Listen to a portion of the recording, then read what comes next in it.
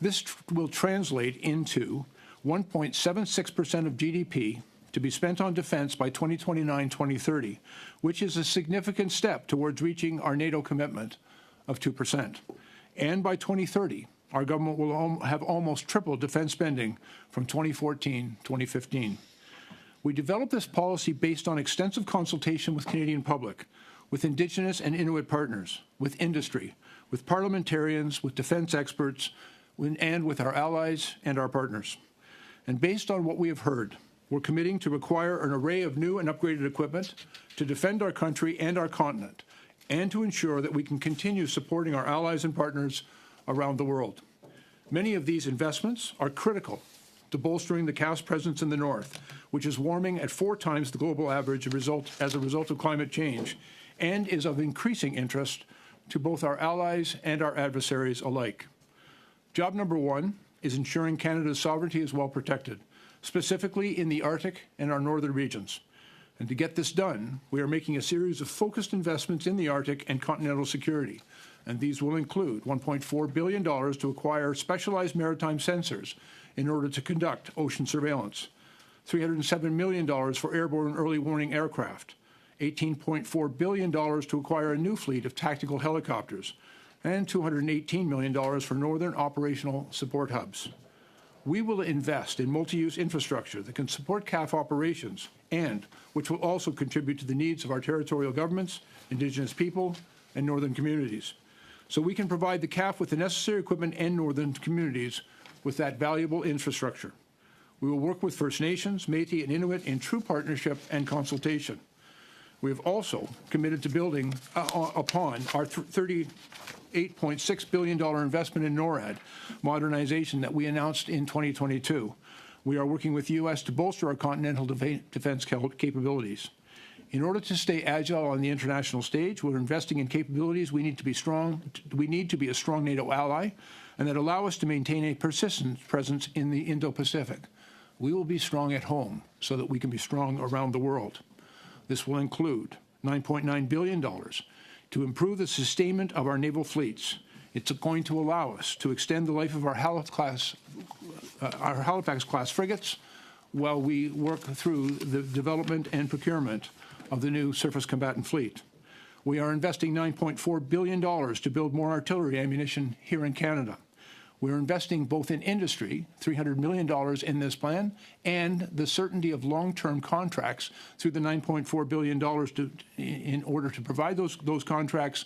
That's exactly what industry told us they required in order to respond to this urgent need. We're also exploring options to modernize our artillery weapons and to upgrade or replace our tank and lab fleets. And we will continue expanding our presence and influence in non-traditional domains like space and cyber, including through a new CAF Cyber Command, and better integrate the CAF and Communications Security Establishment into a unified team to support Canadian interests. On top of these planned investments in equipment and infrastructure for our people, our North Strong and Free commits our institution to engage in the business of defense differently. We want to improve and deepen relationship with Canada's defense industry because defense policy is also industrial policy.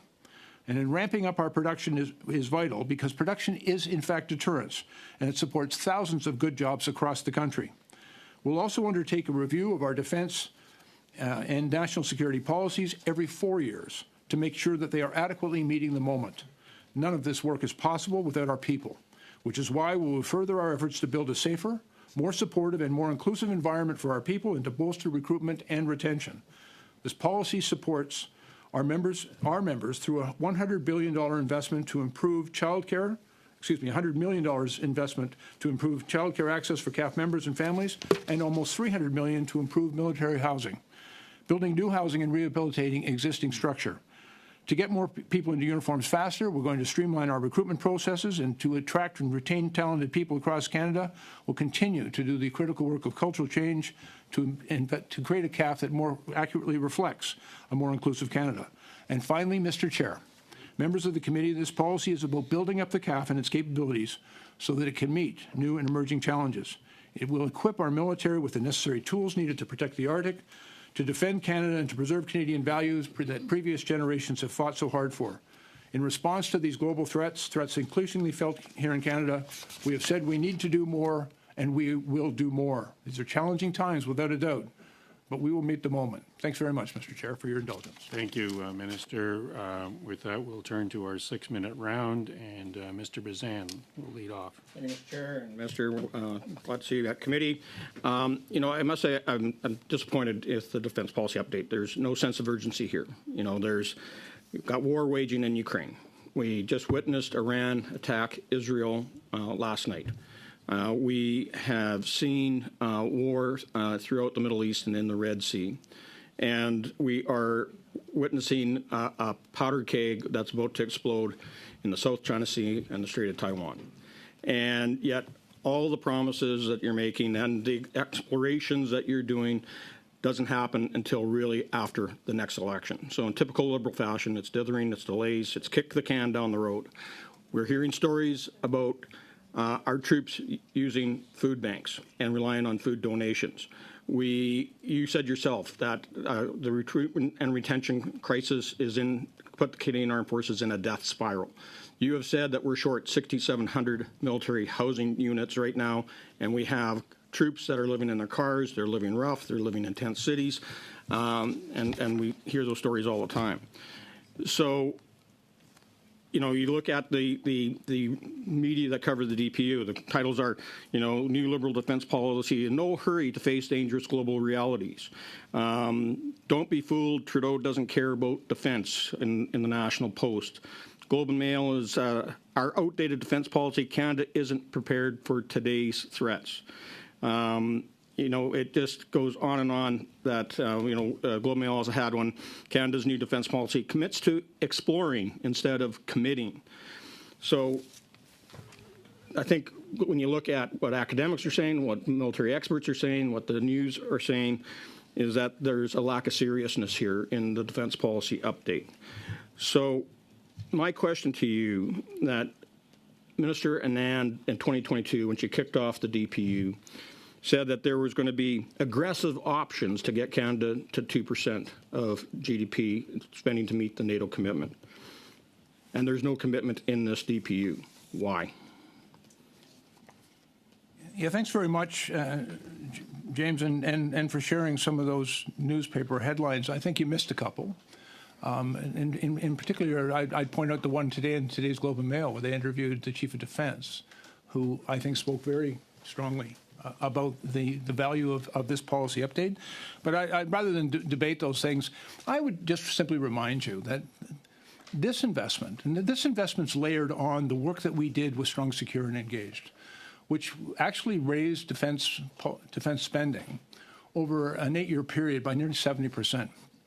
And what this will result in by 2029 is from the very dark days of 2014, the last days in which you were a parliamentary secretary of defense, where defense spending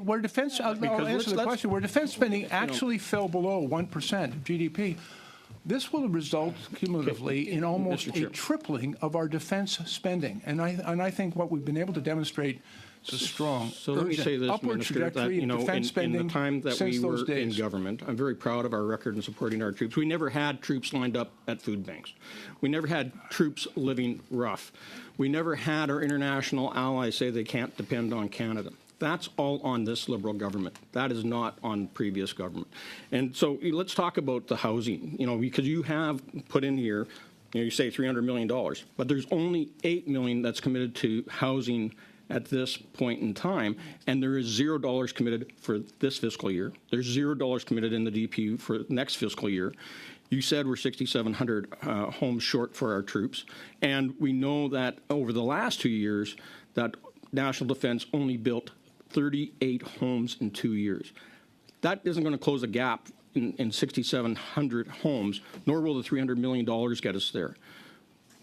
Great question. Let me share with you some of the things we're doing. And you may have heard our housing ministers already announced that we are investing not only money into the building of affordable rental housing for Canadians, which will include members of the armed forces, but we're going to leverage the value of some of the property that the National Defense Department currently holds so that we are already in very important discussions with municipalities and with private industries to form public-private partnerships to get housing built rapidly.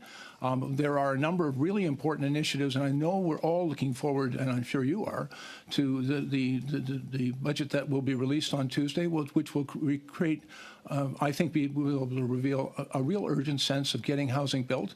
There are real opportunities for members of the Canadian Armed Forces. We've consulted with them. I've been to those bases. We've heard them very clearly about what they need, and we're responding to that with not just an investment of money, but new approaches to getting it done. In the last minute that I have here, there is in the DPU a commitment to replacing our aging Victoria-class submarines. It says conventional subs. The Prime Minister at the announcement last week said that nuclear subs are also an option. Can you explain the contradiction between the DPU and the Minister? And are we going to go ahead with purchasing submarines that can go under ice to patrol our Arctic when you look at the proliferation of submarines around the world, and protect our coastlines from all three sides to ensure that we are protected here and know what's happening in our Arctic waters? Yes, we are going to. How much? What's that? How much is it going to cost? Well, and that's actually the work that's underway. When we said we're exploring the work that needs to be done, we're working with the Royal Canadian Navy and the Canadian Armed Forces and the Department of National Defence to determine what their operational requirements are. And as the Prime Minister indicated in his remarks last Monday, nothing's off the table. We're going to listen to them. And we're also working with our allies. We'll also then explore what's the best way to respond to that. But the Prime Minister has been very clear. The document makes clear. We're going to do it because Canada's national defence requires it. Thank you, Mr. Bazan. Madame Lambropoulos, 6 minutes, please. Thank you, Chair, and thank you to our key witness today for being here to answer some of our questions. Minister, the new defense policy update reflected a lot of what we've worked on in this committee, and that was something that I was really happy about because over the last couple of years we've dealt with some really important issues, and it was really well reflected in the DPU.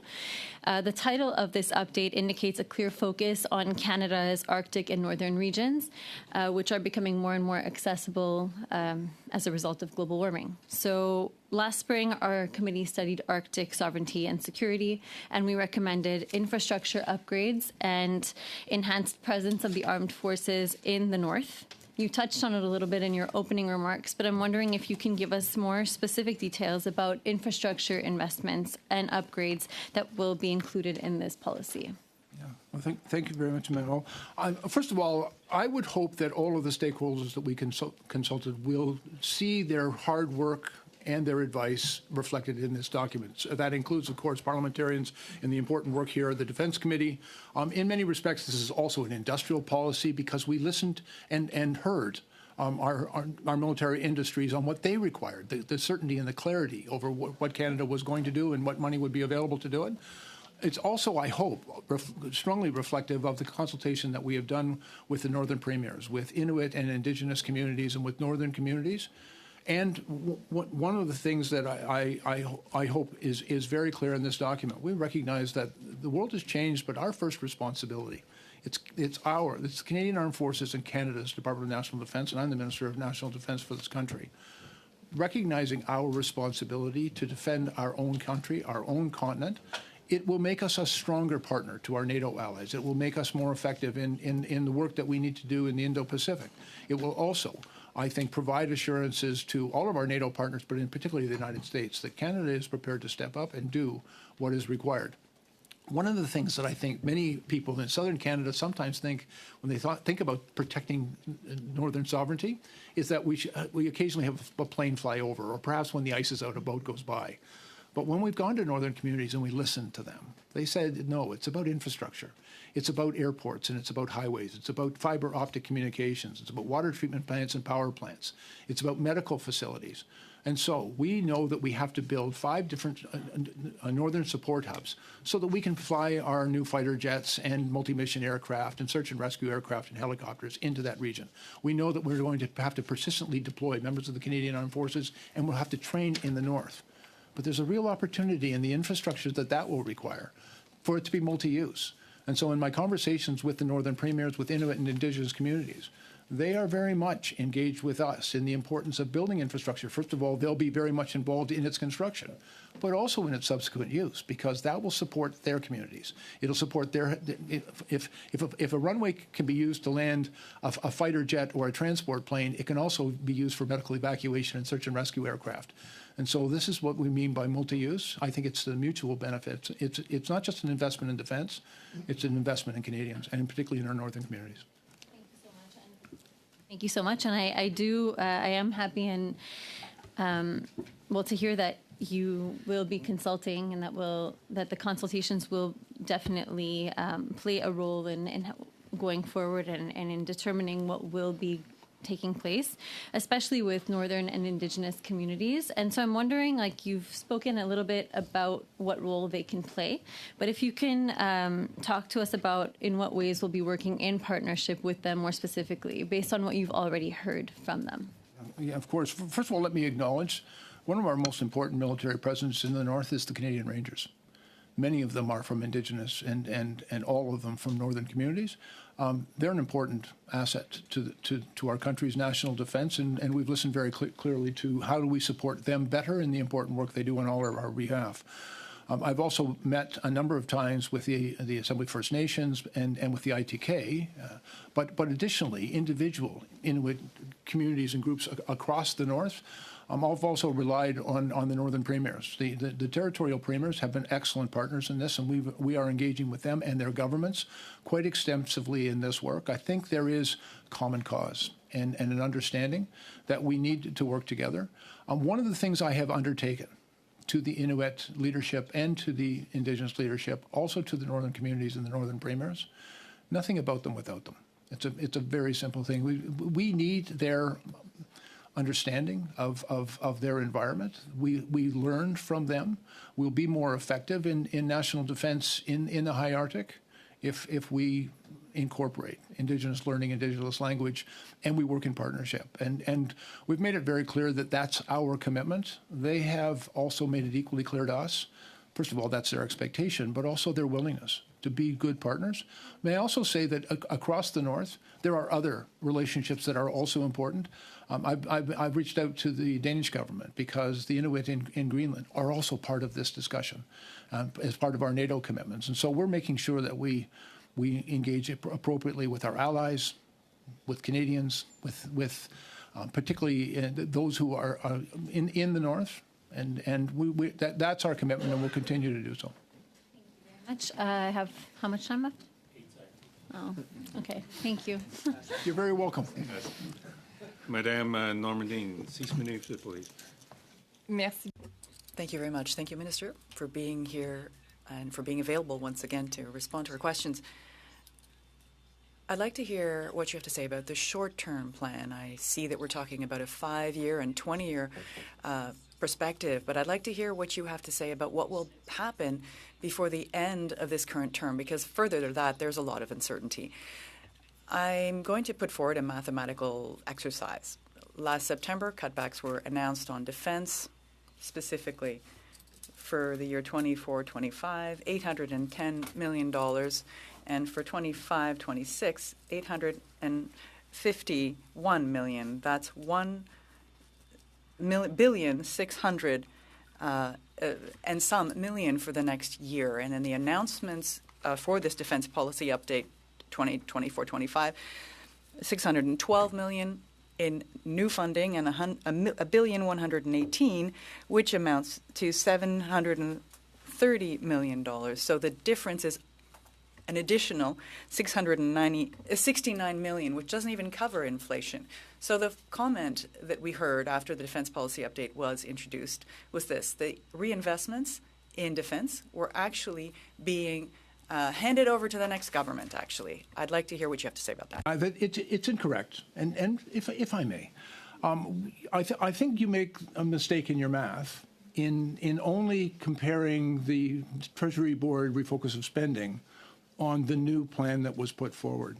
And in fact, there's already, first of all, a very substantial existing defense budget that is being increased as a result of strong, secure, and engaged. And right through 2026, what you're going to see is a very strong upward trajectory of defense spending right through 2026 from the previous defense policy. That didn't go away. Those investments are committed and are still going to be made. I think it's also important that when we are spending hard-earned Canadian taxpayer dollars, that we be able to demonstrate to them that we are being efficient in how we spend their money, that we're producing the best value for their investments. And so I think it's entirely appropriate, and Treasury Board has asked us and every other government department to look carefully at how we were spending the money to make sure that we are actually contributing to real capability for the Canadian Armed Forces and for the supports that we provide to the men and women who serve in the Canadian Armed Forces. And so we have been doing that work, and it is not without challenge. I'm not going to suggest, and I'm very grateful, by the way, to the Chief of Defence and our Deputy Minister for the hard work they and their teams have put in to finding the most efficient way to spend that money. But then in addition to that, you should also take into account in your mathematics that we've committed $38.6 billion to NORAD modernization. That's an enormous new investment in defense and defense of our continent. And then finally, through our new defense policy update, we've added additional money into it. $8.1 billion over the next 5 years, $73 billion.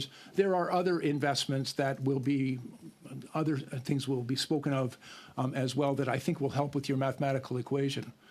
But ultimately what it results in is a near tripling of defense spending. And I think the document as well speaks to some of the other work that we have to do. Now in Canada, we don't, like some of our allies, just simply put out aspirational policy documents.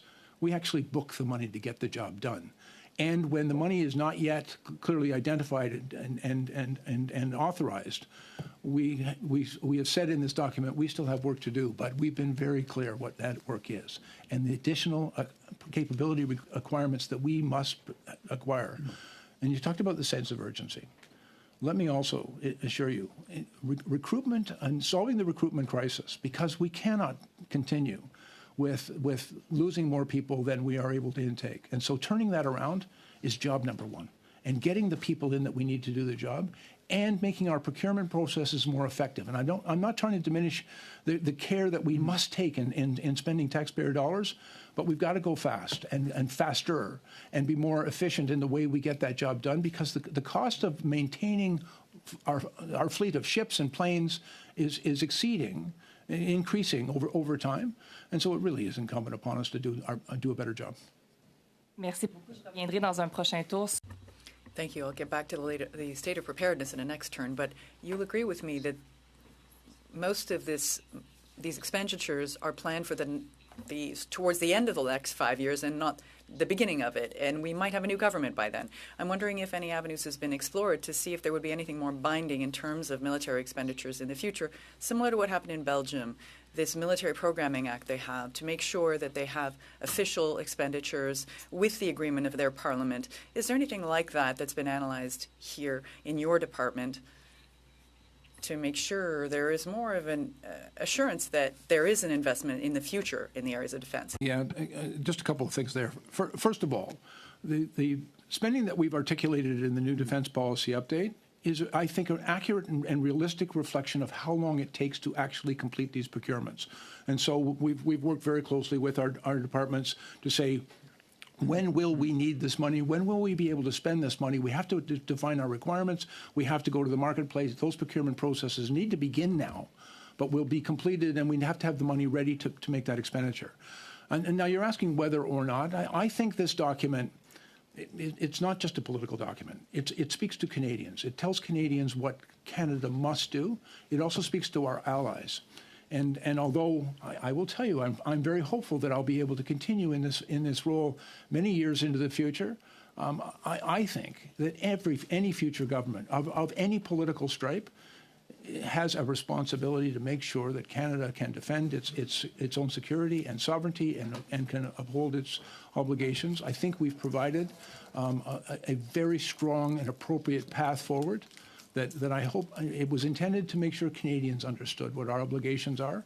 And then I would have every expectation that Canadians will demand that of their government, whatever government they may have. Thank you, Madame Normandy. Ms. Masson, 6 minutes, please. Thank you, Mr. Chair.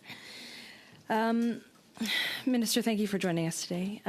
Last month, the Liberal caucus overall, supported the NDP motion for peace and justice for Palestine. In that final motion, it reflected calls that we'd heard from Palestinian and Canadian community for years, which is that Canada must stop arming Israel's siege of Gaza and the occupation of the West Bank. In February, the Dutch court ordered the Netherlands to halt exports to the F-35 program because Israel is using those jets in the bombing of Gaza. But we haven't heard any indication that your government will follow suit. And in fact, in the defense policy update, which we're discussing today, it says we will think differently about how we procure with our allies. But this seems to imply that we'll loosen that important arms control regime, especially when we're talking about U.S.-led initiatives like the Joint Fighter Jet Program.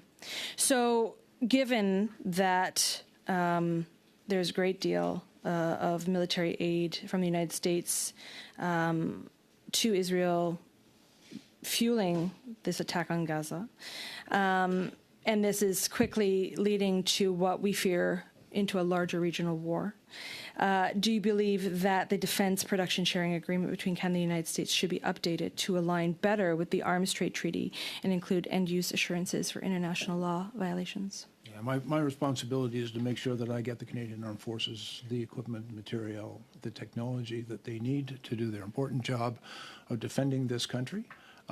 We have, I think, very important relationships. Canada has one of the strongest military export permit regime of any country in the world, and abiding by that very strong and rigorous regime is a commitment that we have made. And at the same time,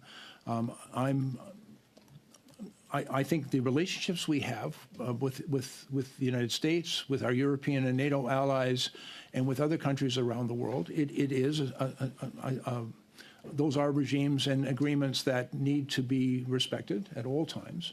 But at the same time, my first priority is making sure that I acquire for our military what they need, and also because we often work in coalition environments, in NATO in particular, but also through NORAD, and at times even in the Indo-Pacific.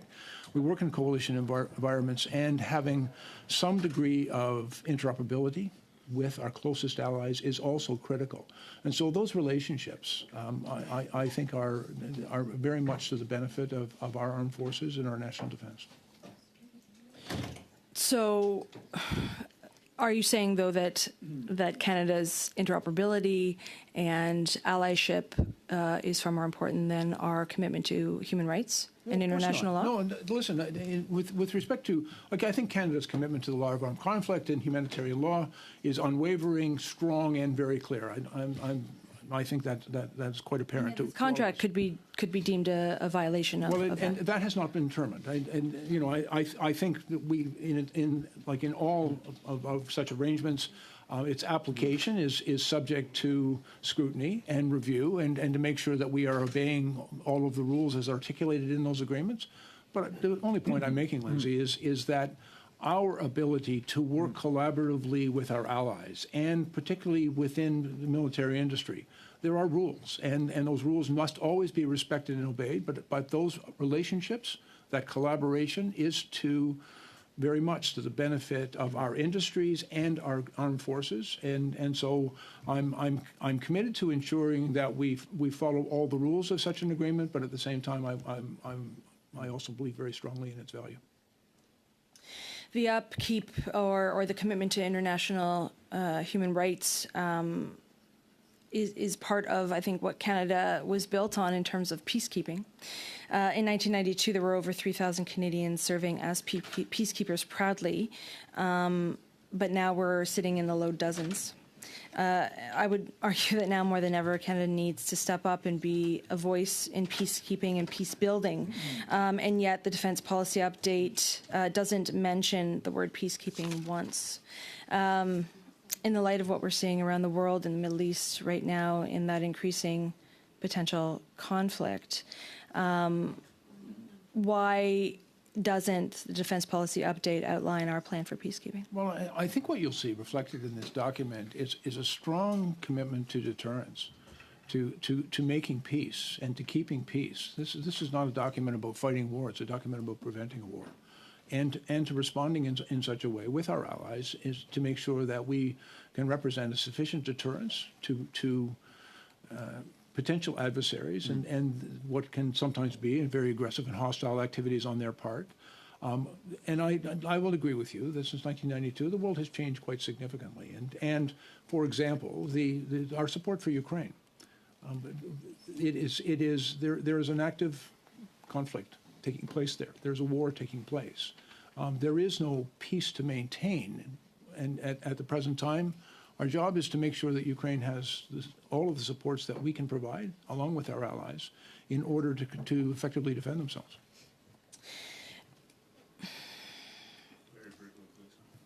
How much time do I have? 20 seconds.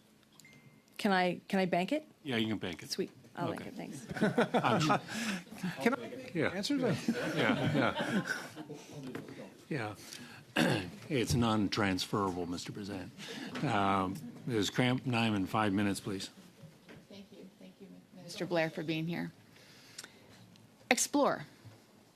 Explore shows up total of 12 times in the new defense policy update. 9 of those are promises. Given that it has been about 7 years since the last publication of Strong, Secure, and Engaged, what have you and the ministry been doing the entire time?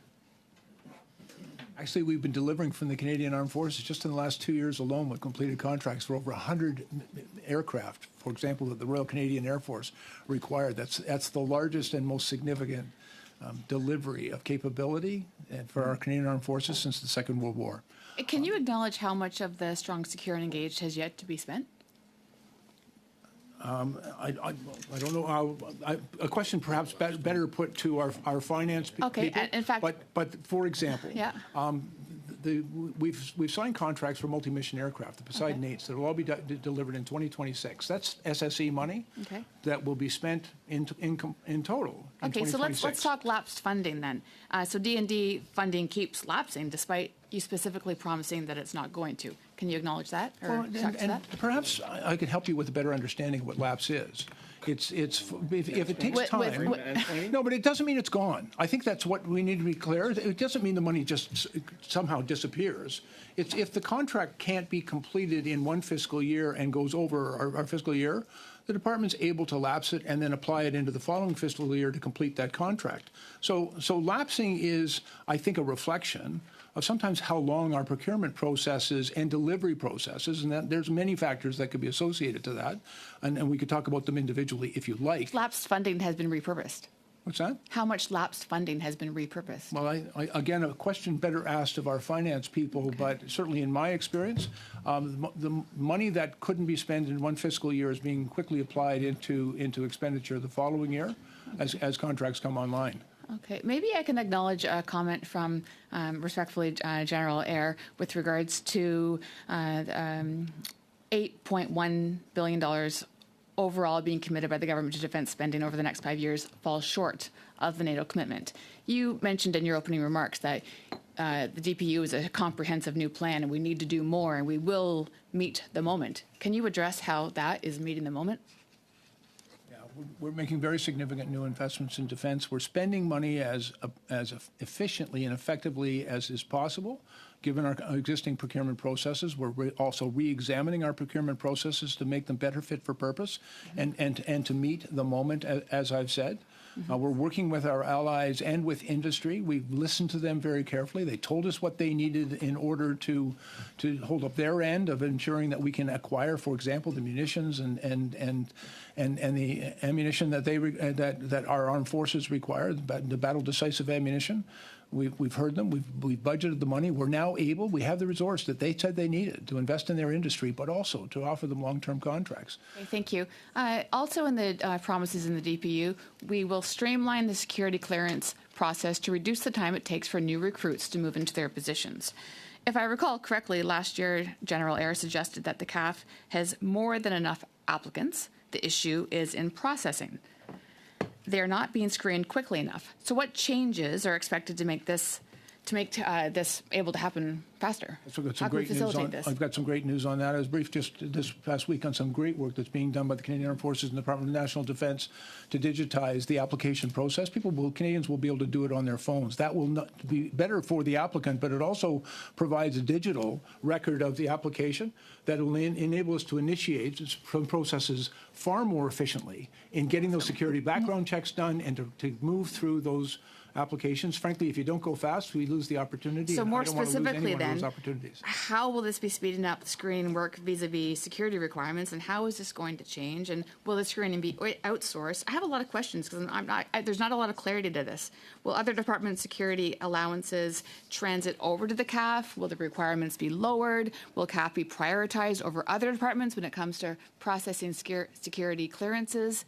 What's this going to look like? Yeah, a couple of things that I think can be very helpful there. First of all, we understand when someone's coming in for basic training and we're treating them how to march and to shoot and putting a uniform on them and deploying them into some pretty basic functions, they don't need the highest secret security clearances that can come later on in the process. Additionally, we recognize that the implementation of a probationary period, because one of the challenges, we don't want to onboard somebody who might represent a risk, but if we are able to determine the level of risk before we deploy them into a sensitive area, it just makes more sense to do it in a more efficient and timely way. One thing I want to assure Canadians and you is that we're not going to compromise our standards for members of the Canadian Armed Forces. We're just going to apply those standards far more efficiently so that we can onboard people who want to serve as quickly and efficiently as possible. Thank you. Ms. Cramp-Nyman. Mr. Collins, 5 minutes. Thanks, Mr. Chairman. And Minister, welcome, and welcome to everyone who's in attendance today on this very important issue. Minister, at our last meeting, I had the opportunity to highlight to committee members that the Leader of the Opposition was in Hamilton as part of his Make Canada Great Again tour a couple of months ago to mark the second anniversary of Russia's illegal invasion of Ukraine. And when he was in attendance, he didn't have his faraway foreign land speech because there were several hundred Ukrainian members. Excuse me, Mr. Collins. Can this side of the table listen? Thanks, Chair. Yeah, he didn't have his faraway foreign land speech because there were a couple hundred Ukrainian members in attendance. But he did highlight the fact that our government's made over $4 billion in investment in Ukraine. And so my question this morning is, can you talk about how the DPU builds upon those investments that we've already made and the investments that we have on the horizon as it relates to building capacity to continue to support Ukraine? Yeah, there's a couple of things to unpack.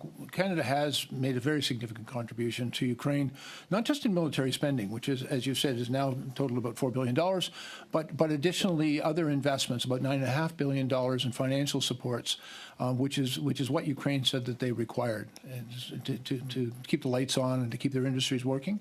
One of the things that we've heard very clearly is the urgent need for ammunition. And one of the things that each country in the Ukraine Defense Contact Group, of which I'm a member, and in NATO, has acknowledged the importance of increasing our production. The Russians have significantly increased their munitions production. We have to keep pace. We've gone to our own industry, and in consultation with military procurement industry here, they've told us they needed, first of all, an investment in new production lines and supply chains, but they also needed the certainty of long-term contracts. And so we've now come forward with a plan, and now we've been able to provide them with the certainty. The work is we're working with Canadian industry now to increase production. But for Ukraine, just as an example, we know that work will take about two and a half years to actually build out those new production lines and to make those investments and begin rolling off the battle-decisive munitions that our Canadian Armed Forces and Ukraine needs. And in the interim, we've been working with our allies. I signed an MOU with the Czech government, for example. They've been able to acquire the required munitions for Ukraine, and we've now committed $57 million to purchase munitions from the Czech Republic so that we can deliver them to the Ukraine, not in years, but in weeks and months. Terrific. In your opening, you talked about a greater presence in the Arctic is going to require some infrastructure upgrades. Hard to have a strong presence without all-season roads, without having better telecommunication opportunities and capabilities. Can you talk about, in the early stages of the plan, what investments we'll look at in terms of working with territories and Indigenous communities as it relates to upgrading infrastructure? Well, as I've mentioned, one of the things that we're going to need, the Canadian Armed Forces, if they're going to be persistently present, deployable, and active and functional in the High North, they're going to need additional infrastructure. And that includes such things as airport runways and other facilities to store and maintain their aircraft. They'll also need accommodation and housing for the personnel that would be deployed there, medical services. But we've also looked at, clearly they're going to need power supply, water treatment, and things like fiber optics communications, which are increasingly important. There are other pretty significant investments we're making in the high North, the establishment of a new Arctic satellite station, the deployment of sensors in the north. All of that is going to require infrastructure. But in looking at what the Canadian Armed Forces needs, we've also been in consultation with the Northern Premiers and with Indigenous and Inuit communities. They're going to help us build that, but they're also going to benefit from that because it's multi-use. And as I've said, if we build a runway that we can land a transport or a fighter jet on, a transport plane or a fighter jet, we can also bring in medical evacuation planes. We can bring in other transport planes into those northern communities. We can fly, but we'd have a better and stronger presence for search and rescue in those communities. And so there is, I think, great opportunity for mutual benefit in multi-use infrastructure in the high north. One of the things that we have also undertaken to our partners in the north is that we will work with them. We'll make sure they have every opportunity to participate economically in that infrastructure build, but also make sure that it is also appropriate for their requirements as well. Thanks, Minister. Thank you, Mr. Collins. Ms. Normandine, 2.5 minutes. Merci beaucoup. Thank you very much. There is a report that states that only 58% of the Canadian Armed Forces would be in a position to respond to an urgent demand for an urgent need from NATO. There's a percentage of the equipment that is not available for use or is not operational. In response to the Defence Policy update, there's the CDA Institute that has said the following. State funds are primarily aimed at Vote 5, capital equipment, while the cuts are focused on Vote 1, operations and maintenance funds. The negative effects will likely be on readiness, which is already a major problem in the RCN, RCAF, and CA. Et je me souviens, en 2017, le Canada avait promis. In 2017, Canada had said that it would provide a rapid intervention force, and it said that it would have a five-year time frame to get there, and then now we're hearing it's up until 2026. Given the state of preparedness of the forces today, will we have a rapid reaction force in 2026? Ma'am, I think you raised some very important questions that I might point out. First of all, we are working really hard, and I think we're making very, very significant progress in support of our forward presence in Latvia. In our NATO commitment, we'll be moving to brigade strength in 2026. That could involve the deployment of up to 2,600 CAF members, but we're also acquiring the equipment, the armored vehicles, the anti-tank weapons, the air defense systems, even anti-drone missiles. There are many other accelerated capital equipment requirements that they will require that we're working very hard on. You raise, I think, a really important point. And one of the things I found most compelling when I first come into this portfolio is the real challenge of making sure that our capital equipment was functional and available for use. And that included our planes, our ships, our vehicles, our armored vehicles, our artillery pieces.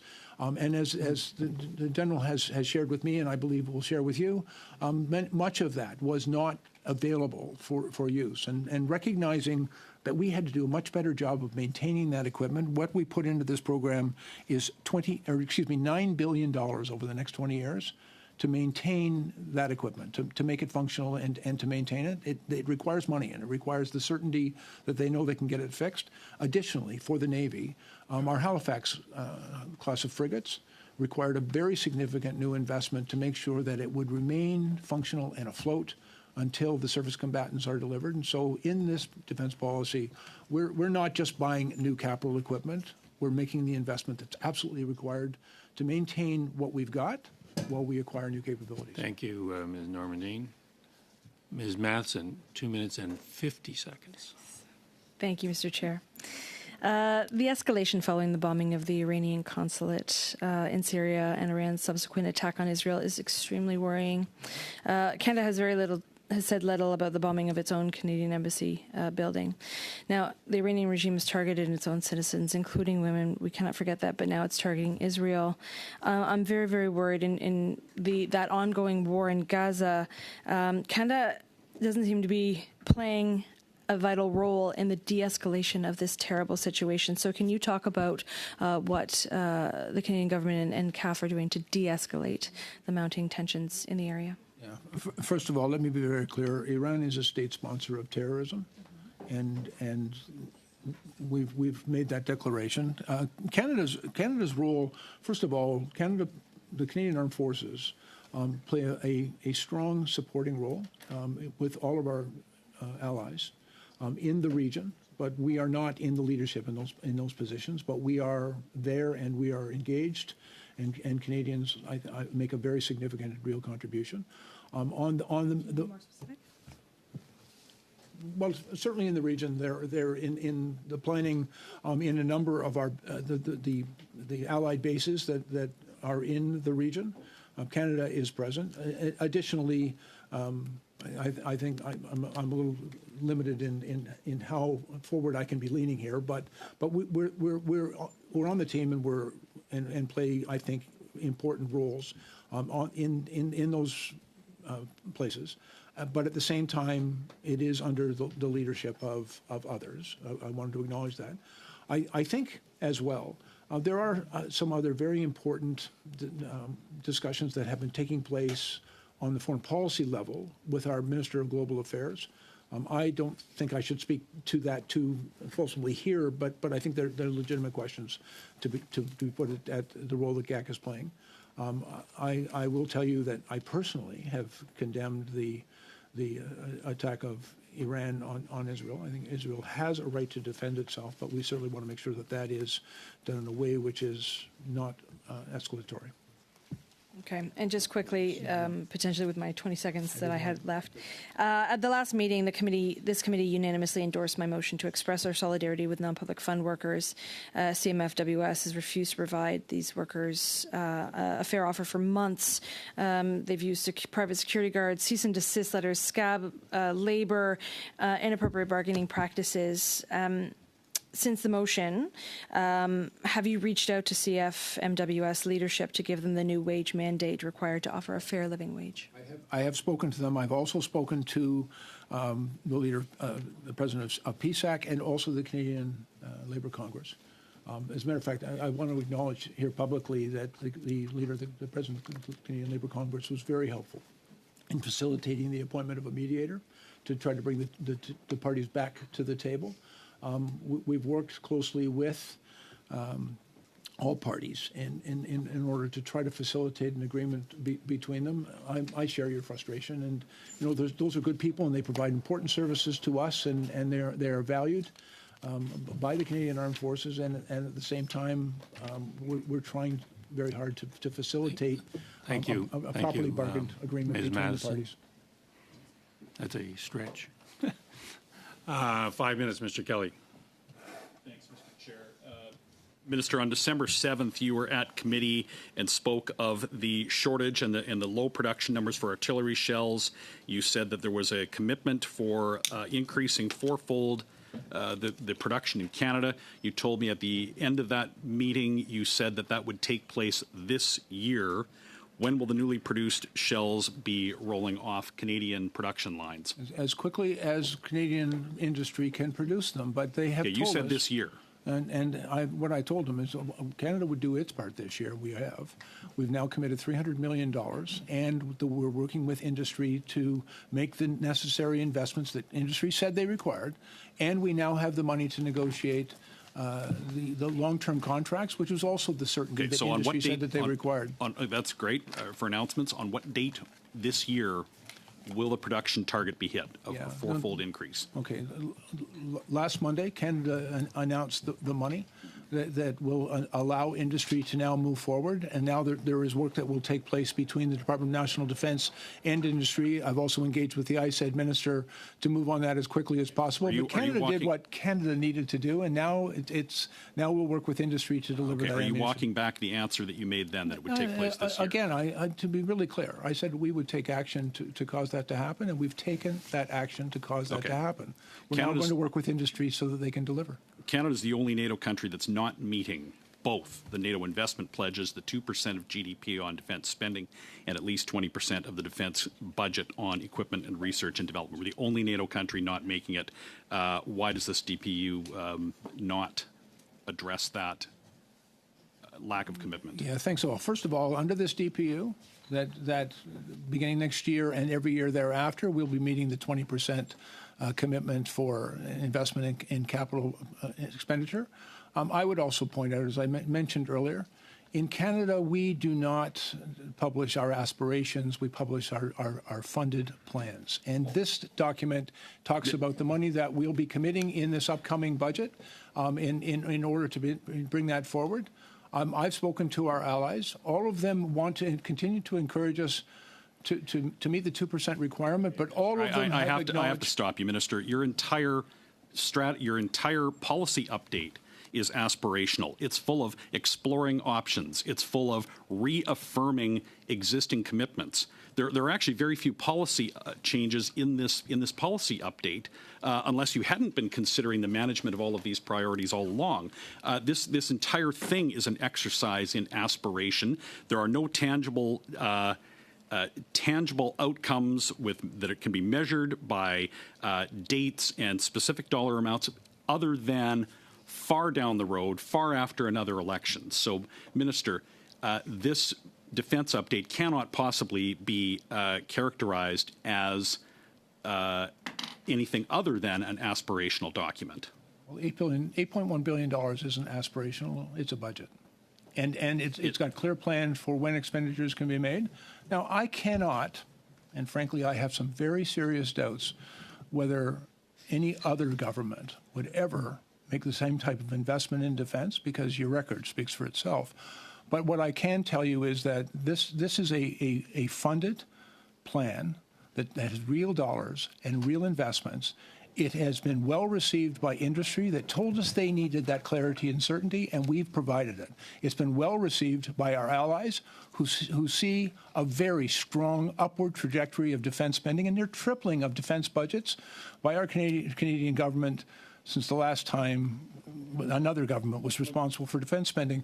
And so there is a real clear plan. And if you didn't see it here, I'd invite you to go back and read it again. We're running out of time, Minister. One more question, just as a reminder for people about the detachment between announcement and reality. On January 10th, your government announced that January 10th, 2023, they announced they would purchase a NASAM system for Ukraine worth $406 million. 1 year ago last week, your predecessor falsely claimed that system was en route. This was an announcement. These are claims that you make about expenditure, but they haven't happened. Could you tell me on what date will that system be delivered?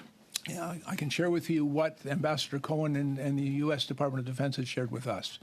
In order to deliver that system to Ukraine, Canada we already provided all the missiles and systems that we had available to us, but we had to acquire. Why did the predecessor mislead Canadians then and say it was en route? Mr. Kelly, did you want an answer to your question? Well, you're not answering it.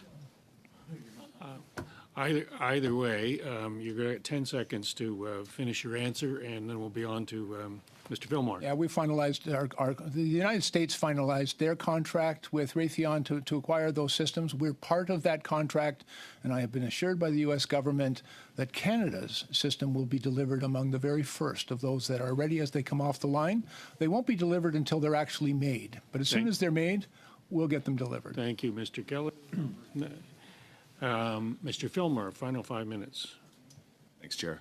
Minister, Deputy, General, Chief, thank you all for your time here today. Thank you for your service to all Canadians, including and especially those in uniform, many of whom serve in Halifax. As you know, significant elements of all three branches call Halifax home. And in fact, the Air Force, the Royal Canadian Air Force, is celebrating its centennial birthday this year, and I was very fortunate to be present at 12 Wing Shearwater last week to help mark that milestone with serving members in the Air Force. A little later this week, HMCS Montreal will embark to the Indo-Pacific on Op Horizon. So lots going on in Halifax that is touched by this defense policy update.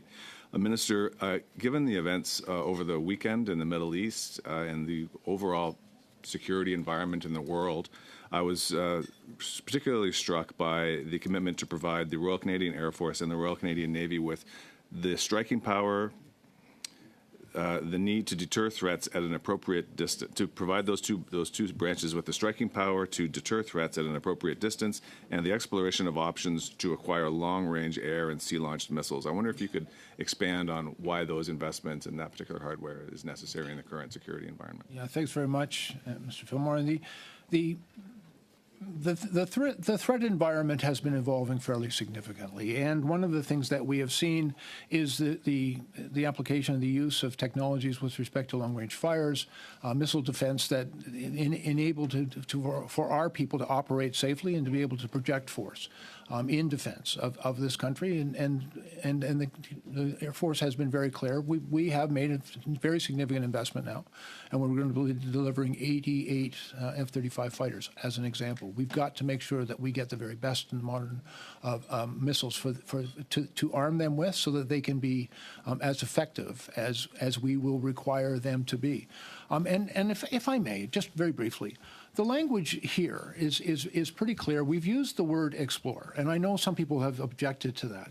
But to be quite honest with you, there's work to be done. There's a lot of work to be done to make sure that we do the analysis required. And the Canadian Armed Forces and the Department of National Defence and our industry partners are all working full of pace in order to define those requirements, to make sure that we deliver for the members of the Canadian Armed Forces, and therefore for all Canadians, the very best of equipment that they are going to require to do the important missions that we ask of them. And so we are doing the work that is necessary, but we try to acknowledge in this document the acquisition of that capability is absolutely essential to Canada's security and defense. And so we are doing the hard work of exploring it. We'll make sure that when we've done that work, we get the budgets to pay for it, and then we'll go out and get it done. Okay, thank you. Moving on to what may be the final frontier of my questions this morning, space. Who knew it was coming? Soon, very soon, I hope, this committee will begin a study on the future of role of space in Canada, whether that's protecting our sovereignty, whether it's upholding agreements with partners around the world, or whether it's making sure we have a robust and world-leading aerospace defense industry here in Canada. I noted that space is mentioned several times, many times in the defense policy update. I wonder if you could address the importance of the growing importance of space and the need for our own capabilities to keep up with that. Situational awareness in the threat environment, I think it's important to recognize that there are many now theaters of conflict. Maritime for our Navy, in the air for our Air Force, and on land for our Army. But what we have found is that there are two new emerging threat environments. One is cyber, and the other is space. And we recognize that the safety and security in the space environment for satellite communications, for our GPS systems, for things that we as Canadians rely on and our allies rely on every day, making sure that we have an ability to protect that environment, to defend our interests, is something that we and our allies all recognize that we have to make significant new investments in. And as well, I think you'll also see, for example, an investment in new satellite, Arctic satellite systems in a ground station in the Arctic. That's an important recognition of the importance of the space environment, and a more than $2 billion investment in the cyber area. They're very related as well, because we have become, as a society and as a country, and increasingly reliant on the cyber world, and which much of which is tied to space capability. And so recognizing that defending our critical infrastructure and our national interest doesn't mean merely being able to respond on land, on air, and even in at sea, but also in space. And so we will be making future investments there. Okay, thank you. Thank you, Mr. Fillmore. That brings to an end the first hour with the minister. We appreciate your appearance here. The question by Madame Normandine, the battling mathematical nerds, left me a bit confused as to how the interaction between the commitment to cuts and the DPU investments is. Hopefully, Mr. Matthews will be able to expand on that. because I think it is of interest to the committee at large that we see how these two, on the face of it, irreconcilable notions are worked out. So with that, I just want to thank the minister for his appearance here, and we'll suspend for a minute or two while we re-empanel, and look forward to seeing you again.